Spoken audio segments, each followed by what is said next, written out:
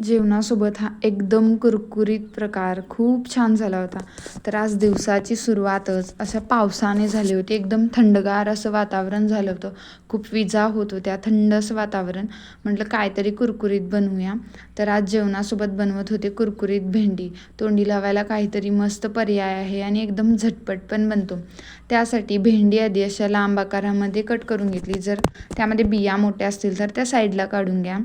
त्यानंतर मी त्यामध्ये थोडंसं बेसन ॲड केलं 2 चमचे. नंतर 1 चमचा इतकं तांदळाचं पीठ, थोडंसं लाल तिखट, मीठ, हळद पावडर आणि थोडंसं धने पावडर. जर मॅगी मसाला असेल तर तो ॲड करू शकता. आता त्यामध्ये ते सगळं मिक्स करून थोडंसं पाणी ॲड केलं आणि ते बॅटर व्यवस्थित असं मिक्स करून घेऊन तयार करून घेतलं. बघू शकता असं बॅटर आपलं तयार झालं आहे. नंतर तेल गरम करायला ठेवलं होतं. आता तेल गरम झाल्यानंतर त्यामध्ये एक एक करून असं भेंडी सगळी सोडून दिली आणि एकदम ब्राऊन कलर होईपर्यंत दोन्ही साईडने व्यवस्थित फ्राय करून घ्यायचे. बघा किती छान कलर आला आहे आणि टेस्टला पण खूप छान लागते, झटपट बनते. अशा सोप्या रेसिपी पाहण्यासाठी नक्की फॉलो करा. बाय.